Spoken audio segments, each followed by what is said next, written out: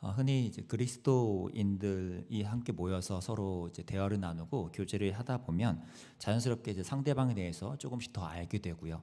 상대방이 이러한 분이구나라는 것을 조금씩 이제 느낄 수 있게 되죠. 그렇게 대화를 하다가 우리는 종종 서로의 기도 제목도 좀 묻게 되는데요. 기도 제목을 묻고 또 듣다 보면 조금 더 이분이 현재 또는 평소에 어떤 문제와 어떤 것에 마음이 가 있는지, 또 어떤 것을 갖고 씨름을 하고 또 어떤 것에 관심과 또 몰두의 추가 기울어져 있는지를 좀 느낄 수가 있죠. 기도 제목을 듣는다는 건 그런 좋은 유익도 있게 됩니다. 이분이 뭐 가정사에 어떤 문제가 있는가, 또 자녀에 대해서, 또는 요즘 삶에 있어서 진로에 대해서, 또 미래에 대한 불안과 또는 질병에 있어서의 이런 것들을 우리가 기도 제목을 통해서 알게 되죠. 그만큼 그 사람이 무엇을 기도하고 지내느냐, 그분이 어떤 기도 내용을 갖고 있느냐를 좀 듣다 보면 이분은 어느 쪽에 그 마음 중심의 좌표가 찍혀 있는지를 어느 정도는 좀 이제 간접적으로 알게 된다는 거죠. 저희가 오늘까지 이제 세 번에 거쳐서 요한복음 17장 예수님의 마지막 고별 기도를 접하고 있는데, 여기도 마찬가지로요.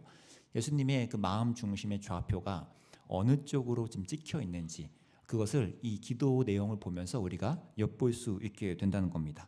그래서 오늘 이 기도의 마지막 부분이죠.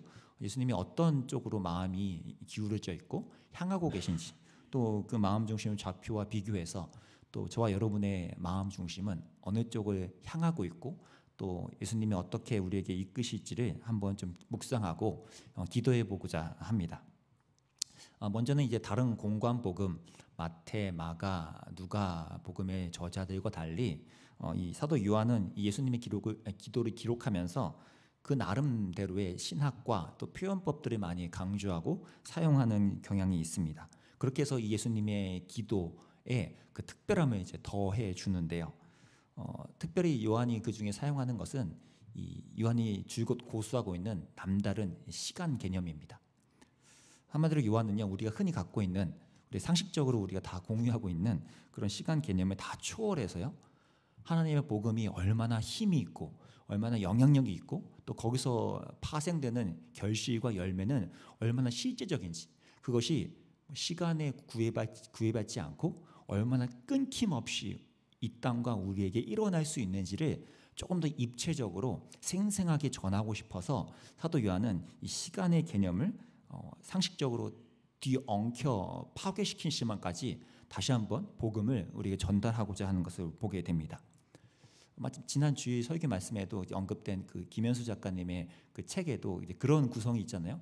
이토록 평범한 미래라는 그 책의 구성도 시간의 단순한 흐름을 과거에서 미래로 쭉 가는 그 구성에서 새롭게 재구성하고 재편집해서 뭔가 다른 메시지를 부각시키는 특징이 있었던 것처럼요, 이 사도 요한도 이 시간에 대한 개념을 새롭게 재정리하고 또 과거와 현재와 미래의 경계마저도 막 허물면서 이 복음의 생생함을, 또 복음의 실제적인 것을 독자들에게 전달하고자 한다는 것에 그 특징이 있습니다. 그런 면에서 이제 이런 걸 감안하면서 오늘 본문과 요한복음을 읽으면 이 요한이 정말 말하고자 싶은 게 뭔지를 좀 더 피부에 와닿게 우리가 이제 접할 수가 있거든요. 그럼 오늘 본문의 예수님의 기도에서 그게 어떤 부분인지를 함께 좀 살펴보면서 특히 예수님이 그 마음에 품은 비전은 어떤 것인지를 좀 두 가지로만 요약해 보고자 합니다. 예수님의 기도 속에서 우리가 밝히 알게 되는 비전 두 가지. 첫 번째는요, 질적으로 다른 영광을 쫓는 성도의 삶입니다. 질적으로 전혀 다른 영광을 쫓는 성도의 삶입니다. 좀 전에 언급드린 것처럼 사도 요한은 그 나름대로의 특징을 갖고 있는데, 그가 애착하는 용어들도 몇 개가 있습니다. 그래서 다른 복음서와는 달리 그의 복음 기록서에만 유난히 강조되고 반복되는 표현들이 몇 개가 있는데요. 아마 여러분 중에도 이제 요한복음을 여러 번 읽으셨거나 좀 접했던 분들은 제가 만약에 몇 개의 단어만 던져드려도 맞아, 그 단어가 요한복음에서 되게 많이 나왔었어, 근데 많이 봤던 것 같아 라는 느낌을 가지실 거예요. 예를 하나 몇 개 던져볼까요? 말씀, 이런 단어, 또 진리, 그리고 뭐뭐 안에 있다. 아직까지도 고개를 안 끄덕이시는 분들은 이제 민망하실 수 있으니까 마지막 이 단어에 그냥 고개를 한번 끄덕이시면 될 것 같아요. 영광이란 단어요. 예. 지금 이 요한이 나름 자기가 애착하고 사용하는 용어들을 보면 여기에서 그 나름대로 예수님의 이 복음과 그 십자가의 복음에 대해서 좀 강조하고 싶은 부분이 있다는 것을 우리가 엿보게 됩니다. 그리고 이 용어들은 오늘 우리가 읽은 이 짧은 본문 안에도 모조리 다 등장하는 것을 우리가 보게 되죠. 오늘 20절 말씀 더 볼까요? 오늘 20절 말씀입니다. 함께 읽을까요? 시작. 내가 비옵는 것은 이 사람들만 위함이 아니요 또 그들의 말로 말미암아 나를 믿는 사람들도 위함이니. 여기 있는 이제 그들의 말이라는 저 말이 이제 말씀이라는 단어죠. 지금 이제 여기서 말하는 이 사람들은 누구였습니까? 예수님의 지금 직계 제자들, 사도들로 국한할 수도 있고요. 근데 이들을 통해서 지금 예수님을 결국은 누가 또 믿을 수 있다는 거예요? 그 직계 사도들, 제자들을 통해서 사도 시대 이후의 모든 그리스도인들, 저와 여러분을 포함한 모든 성도들이 이제 생성될까는 거죠. 지금 예수님이요, 이 마지막 십자가를 앞둔 기도에서 이 훗날 예수님 믿게 될 사람들을 마음에 품고 기도한다는 건 그분의 관심과 마음 중심이 이들에게 크게 쏠려 있다는 것을 우리가 알 수 있죠. 그 금쪽 같은 마지막 시간을, 그 기도를 다른 것 많이 기도할 수 있지만 제자들을 통해 수없이 일어날 그 사람들, 성도들을 마음에 품고 미리부터 기도한다는 것은 예수님의 마음이 지금 어느 쪽으로 향하고 있는지 우리가 이제 느끼게 된다는 겁니다. 아까 서두에 말씀드린 것처럼요, 우리가 어떤 사람의 기도 제목, 그 기도의 내용을 들어보면 그 사람의 마음이, 그 사람의 관심과 몰두가 어디로 쏠려 있는 것을 알 수 있듯이 지금 이 예수님의 마지막 기도의 이 부분을 보면 예수님이 저와 여러분이라는 이 땅의 성도들을 미리부터 마음에 품고서 그들이 향한 비전을 갖고 이렇게 기도하고 계시다는 걸 우리가 느낄 수 있다는 거죠. 특히 여기 좀 전에 눈에 띄는 건 나를 믿는이라고 표현된 이 믿는이라는 표현이죠. 사실 문맥상으로는 뭡니까? 이제 훗날에 먼 미래에 이제 예수님을 믿게 될 사람들이니까 나를 믿게 될 또는 나를 믿을, 이렇게 좀 미래형으로 표현해야 맞는데 사도 요한은 나를 믿는이라고 예수님이 표현한 것으로 지금 강조하고 있다는 것이죠. 시간의 개념을 초월해서요, 미래에서 일어날 일이지만 지금 현재에 지금 그 믿는 자들이 일어나는 것처럼요. 그리고 그 일을 반드시 이루실 예수님의 그 의지, 예수님의 이 사역의 성취, 그 능력을 강조하고 싶어서 지금 사도 요한은 먼 훗날 언젠가라는 이런 추상적인 개념이 아니라 예수님이 반드시 믿고 지내는 그 사람들의 현재형으로서 이제 표현하고 있다는 것입니다. 이 예수님의 뜨거운 의지와 비전을 지금 이 말에서도 우리가 엿보는 거죠. 그리고 여기서 그치지 않습니다. 그 믿음과 또 그 의지와 그 비전은 조금 더 나아갔는데요. 오늘 22절에 이렇게 말씀합니다. 제가 읽겠습니다. 내게 주신 영광을 내가 그들에게 주었사오니 이는 우리가 하나가 된 것 같이 그들도 하나가 되게 함이니이다. 지금 보세요. 또 내게 주신 영광을 내가 그들에게 주었다라고 하죠. 사실 이 영광이란 건 뭡니까?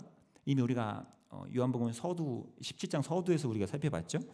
어떤 거였죠? 예수님이 이 땅에서 행하신 모든 사역과 그리고 이제 이루실 최종 마지막 십자가 사역까지를 포함한 하나님이 약속하시고 원하셨던 것을 이루시는 것, 이것이 영광이죠. 한번 17장 초반부 4절에서 6절인데요. 제가 함께 읽겠습니다. 아버지께서 내게 하라고 주신 일을 내가 이루어, 그 다음에 어떻게 됐대요? 아버지를 이 세상에서 영화롭게 하였사오니. 영광이라는 단어죠. 아버지여, 창세전에 내가 아버지와 함께 가졌던 영화로서 지금도 아버지와 함께 나를 영화롭게 하옵소서. 세상 중에서 내게 주신 사람들에게 내가 아버지의 이름을 나타내었나이다. 지금 예수님이 계속 뭐예요?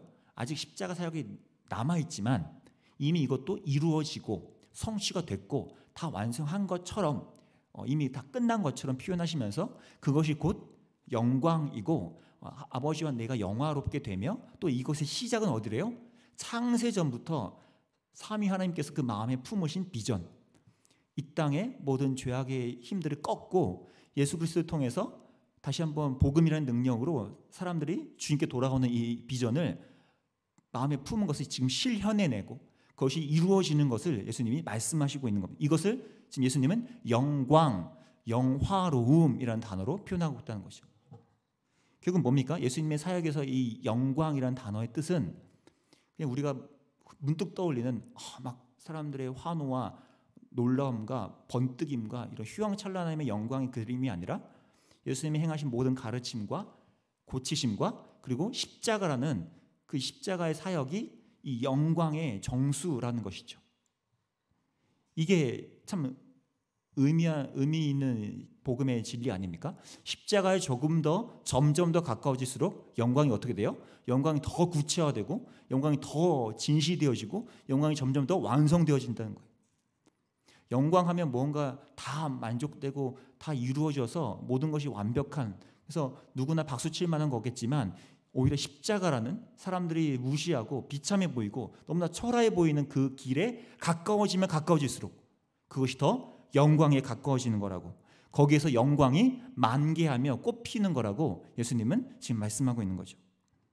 이게 저와 여러분이라는 성도에게도 주어지는 그 영광입니다. 세상의 기준으로는, 세상의 셈법으로는 도저히 영광이라고도 이름 붙이기 어려운, 누구도 그것을 영광이라고 쳐주지도 않는 그것을 예수님은 이것이 영광이다, 그것이 이미 성도들에게 제자들을 통해 주어졌다라고 말씀하고 있다는 겁니다.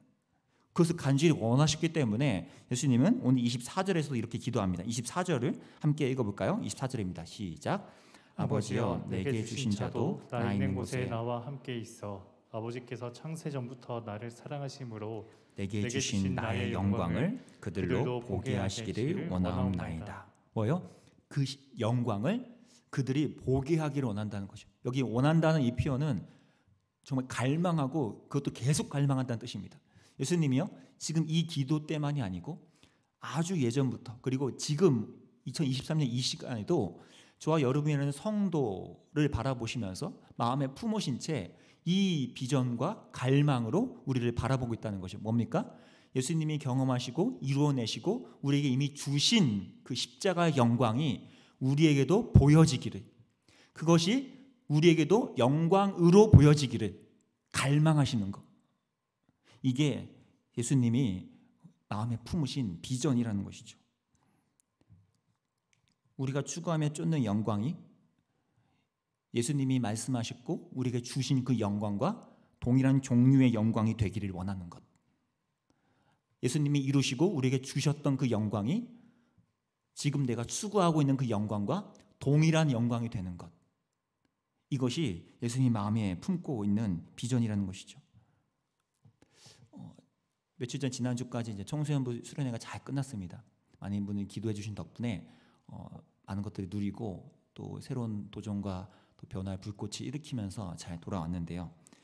그 중에서 저희가 또 비전에 대한 부분을 함께 다루었거든요. 이제 에스더서를 다루면서 제가 그런 부분을 좀 다루었습니다. 우리 삶에 각자에게 굳어져 있고 남겨진 상처들이 별이 된다. 그 상처들이 별이 될 때 그 상처가 곧 하나님께서 원하시는 비전의 불꽃의 촉발이 되고 거기서부터 우리의 참된 비전을 발견하게 된다라는 것을 좀 나눴거든요. 에스더와 모르드기가 그 삶의 울분과 상처 속에서 그것을 하나님께 의탁하고 또 세상에서 말하는 영광을 쫓는 대신 이 복음이 말하는 영광을 향하는 곳으로 자신의 삶을 들였을 때 그 상처가 별이 됐던 것처럼 우리들의 삶에도 수많은 상처들, 수많은 울분과 답답함과 분노와 탄식이 오히려 예수님께 드려질 때 별이 되어서 하나님을 드러내는 별이 될 수 있다고 제가 나눴는데, 물론 모든 상처가 다 별이 되는 거 아닙니다. 언제요? 하나님이 원하시는 그 영광이요, 예수님이 우리에게 주신 그 영광이요, 세상에서 말하는 영광을 쫓아 내 삶에 드리는 방식이 아니라 예수님이 우리에게 주셨고 예수님이 지금도 갈망하면서 우리가 그 영광을 우리가 추구해야 되는 영광으로 바라보는 것, 거기서부터 우리에게 진짜 비전, 예수님의 비전이 우리에게 부어진다는 것이죠.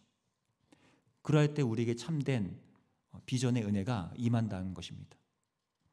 오늘 예수님의 기도에서 말하는 이 영광도 결국 어떤 겁니까? 세상에서 누구나가 부러워하고 누가 봐도 이건 영광이라고 하는 그런 것이 영광이 아니라 질적으로 전혀 다른 이 영광. 예수님의 이 뜨거운 비전을 갖고 내 삶이 비록 비천하고 연약해 보여도 나의 아픔과 나의 연약함을 다시 한번 예수님의 이 십자가 영광으로 내 삶을 향해 나아갈 때 거기에서 비전의 꽃이 피어진다는 거죠. 그 삶의 좌표가 예수님의 그 마음 중심의 좌표와 점점 가까워져 갈 때 우리는 거기서 참된 비전을 발견하고 우리 삶에 드릴 수 있게 된다는 것입니다. 여러분의 마음 중심의 영광의 좌표는 어디에 지켜 계십니까? 영광이라는 단어를 떠올리실 때 어떤 이미지와 그림과 어떤 모양새의 삶이 여러분 속에 그려지시나요?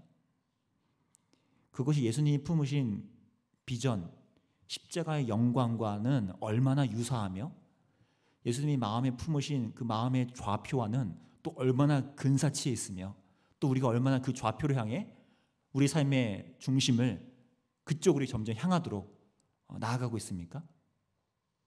오늘 바라기는 성령께서 저와 여러분 마음속에 찍혀있는 그 영광의 좌표를 예수님의 마음 중심에 있는 좌표 쪽으로 조금씩 수정해 가주시길 간절히 기도합니다.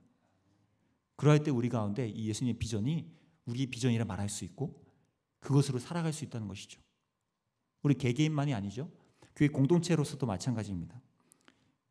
오늘 22절에서 우리가 말하는 모습이 이겁니다. 공동체의 모습인데요. 내게 주신 영광을 내가 그들에게 주었사오니 이는 우리가 하나가 된 것 같이 그들도 하나가 되게 하려 함이니이다. 여러분 여기서 우리가 흔히 뭐 하나가 되게 한다. 그래서 뭐 서로 이제 안 싸우고 별로 투정거리지도 않고 서로 잘 이해하고 서로 그냥 오냐오냐 잘 품어주고 하는 것으로의 하나됨을 말하는 것의 개념이 아닙니다. 예수님이 여기서 말씀하시는 그들이 하나가 된다 하는 것의 개념은 단순히 서로 따뜻하게 용서하고 하는 정도에서 시작되는 것이 아니라 어디서 시작됩니까? 내게 주신 영광이요. 십자가의 그 영광이 그들에게 주어질 때 거기 그 영광을 그들이 함께 추구할 때 그 영광을 모든 성도들이 함께 쫓아 달려나갈 때 그들이 하나가 된다는 것이죠. 하나의 영광을 쫓기 때문에 하나의 십자가를 향해서 자신의 삶에 들여가기 때문에 거기에서 그들이 하나가 되어간다는 것입니다. 바라기는 우리 수지 예번교회가요. 거기에서부터 이 하나됨의 시작이 촉발될 수 있기를 간절히 바랍니다. 그냥 서로를 용납해야 되니까 서로 마음이 성품이 워낙 좋으시니까 인간관계에 대한 능력들이 워낙 탁월하시니까 그런 기술적인 하나됨이 아니고요. 우리가 추구하는 영광의 좌표가 어디 있는지를 같이 확인하고 거기로 점점 나아가는 그 하나됨이 이 수지 예번교회 가운데 일어날 수 있기를 간절히 바랍니다. 이 3월에 시작되면서 개강하면서 많은 것들이 열렸잖아요. 이때 양육도 있고요. 신앙 강좌들도 있고요. 훈련도 있죠. 그리고 여러분의 다락방 모임이 있습니다. 그럼 그 모든 곳에서 이 십자가를 영광으로 볼 수 있는 거기에서 우리가 하나 되어가는 그런 은혜가 또 그런 비전이 저와 여러분의 삶에서 조금씩 이루어지기를 간절히 기도합니다. 예수님이 기도 속에서 밝히신 비전 두 번째는요. 그 하나된 영광이 점점 확장되는 즐거움입니다. 예수님이 강구하신 이 성도들의 하나됨 또 거기서 오는 영광 그것은 너무나 놀라운 건데 거기서 또 그치지 않고요. 그렇게 성도들이 하나의 십자가 영광을 쫓으면서 하나 되는 것이 최종 목적이 아니라고 말씀하십니다. 어디까지 갈까요? 오늘 22절과 23절인데요. 22절, 23절도 함께 좀 읽어볼까요? 읽겠습니다. 시작. 내게 주신 영광을 내가 그들에게 주었사오니 이는 우리가 하나가 된 것 같이 그들도 하나가 되게 하려 함이니이다. 곧 내가 그들 안에 있고 아버지께서 내 안에 계시어 그들로 온전함을 이루어 하나가 되게 하려 함은 아버지께서 나를 보내신 것과 또 나를 사랑하신 같이 그들도 사랑하신 것을 세상으로 알게 하려 함이로소이다. 보세요. 뭡니까? 하나가 되게 하는 그 도구와 기초는 그 십자가 영광인데 그 목적지는 어디입니까? 그 하나가 되어서 그다음 뭐요? 23절의 후반부요. 아버지께서 나를 보내신 것과 그들도 사랑하신 것을 세상이 알게 하는 것이 최종 목적지죠. 십자가 영광을 우리가 함께 추구하는 공동체가 성도들이 이루어질 때 그것은 자연스레 어떤 열매로 어떤 방향으로 나아간다는 겁니까? 세상 사람들이 십자가에 드러난 그 복음을 예수님 말씀하신 그 하나님의 사랑을 우리가 발견하고 알게 되는 것이 예수님이 우리에게 그 영광의 비전을 주신 이유라는 거죠. 21절에서도 이미 목적지를 언급한 바가 있습니다. 21절도 제가 다시 읽어보겠습니다. 아버지여, 아버지께서 내 안에 내가 아버지 안에 있는 것 같이 그들도 다 하나가 되어 우리 안에 있게 하사. 그 다음에요, 세상으로 아버지께서 나를 보내신 것을 믿게 하옵소서. 십자가 영광을 쫓는 성도들이 보여주는 그 삶은 반드시 이 목적지까지요. 세상 사람들이 예수 그리스도가 누구신지, 그분이 이 땅에 왜 오셨으며 그 사랑의 정체는 무엇인지, 그 복음은 무엇을 해야 했는지를 알게 되는 것, 여기까지가 예수님이 품으신 비전의 또 다른 측면이라는 것이죠. 예수님의 십자가 영광이 비록 당시에는 되게 하찮아 보이고 초라해 보였지만 저와 여러분이라는 교회를 통해서 수많은 사람들에게 이 예수님의 비전이 가시화되고 그것이 이제 영광으로 보여지고 그 사람들이 이 영광에 초대되는 일까지가 예수님이 마음에 품으신 비전이고 십자가를 앞둔 그분이 마지막으로 기도했던 그 기도의 내용이라는 것입니다. 거기까지가 예수님의 마음 중심에 찍혀있는 비전의 좌표라는 것이죠. 이런 비전을 사실 생각하고 묵상하면 마음이 가볍지만 않습니다. 이것을 우리가 어떻게 하루하루 내 사는 것도 힘든데 그런 마음이 들 때가 많잖아요. 저도 마찬가지거든요. 그럴 때 이제 제가 이제 종종 떠올리고 묵상하는 게 있는데요. 그 영국의 식물학자인 데이비드 애튼보로라는 분이 그 식물의 사생활이라는 책을 썼습니다. 식물을 포함한 꽃들과 이런 여러 종류들을 우리가 알지 못하는 정보들을 막 조사해서 사람들에게 막 알려주는 내용들이거든요. 근데 그 중에 재밌는 게 이제 꽃에 대한 내용이 있어요. 우리 인간은요, 이제 가시광선밖에는 보지 못해서 빛이 꽃에 비추어서 이제 반사되는 그 가시광선을 보고 꽃을 보게 됩니다. 그래서 우리가 보는 꽃의 아름다움은 가시광선이 반사되어 오는 우리 눈에 인식된 그 모습이죠. 근데 그 책에서 말하기는 벌과 나비와 같은 또 여러 곤충들은 이 가시광선뿐만 아니라 자외선을 볼 수 있는 눈이 있기 때문에 빛이 꽃에 비추어서 반사될 때 가시광선만이 아니고 자외선이 비추어져서 눈에 인식되는, 그래서 그 눈으로도 자외선을 향한 비추한 눈으로도 꽃이 바라보게 된다는 거예요. 그리고 그 아름다움과 모습은 우리가 바라보는 것과 전혀 다르다고 하더라고요. 그러면서 그 책에 이제 담겨진 사진들이 좀 있습니다. 좀 연속으로 제가 갖고 왔는데 한번 사진들을 좀 볼까요? 저게 이제 자외선으로 비추어진 제 꽃입니다.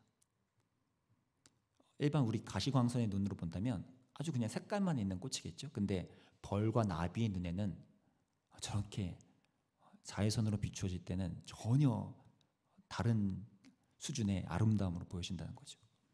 제가 저것을 이제 핸드폰 화면에 이제 저장해 놓고 계속 보거든요. 왜 그럴까요? 두 가지 때문인데요. 이제 오늘 본문을 묵상하면서도 두 가지의 기도가 나왔습니다. 하나님, 가시광선밖에 못 보는 내 눈으로는 이 벌과 나비가 바라보는 아름다움을 볼 수 없듯이 하나님, 여전히 제 눈에는 십자가의 아름다움이 영광으로 보여지지 않을 때가 너무 많습니다. 예수님은 십자가의 영광을 우리에게 알려주시고 말씀하시고 보여주시는데 내가 그 십자가를 영광으로 아름다움으로 볼 수 있는 눈이 없어서 그것을 추구하고 있지 않은데 하나님, 저에게 십자가의 아름다움을 볼 수 있는 눈을 주시기 원합니다. 그 십자가의 영광을 내가 아름답다고, 그것이 정말 내가 추구해야 되는 진짜 영광이라고 볼 수 있는 눈을 주시기 원합니다. 그리고 동시에요, 두 번째 기도는 하나님, 저는 여지없이 하루가 멀다 하고 복음의 눈이 가려지는데 그래서 저는 마치 자외선으로 비추는 꽃은 전혀 못 보는 것처럼 내 자신도 그렇게 못 믿었고요. 근데 대단한 거 하나도 안 보이게 느껴지거든요. 근데 그 꽃의 사진을 보면서 제가 자주 기도합니다. 하나님, 자외선으로 비추어진 꽃처럼 저를 바라봐 주신다면 제가 다시 한번 그 예수님의 눈빛에 의지해서 용기 내어서 그 십자가 길로 걸어가겠습니다.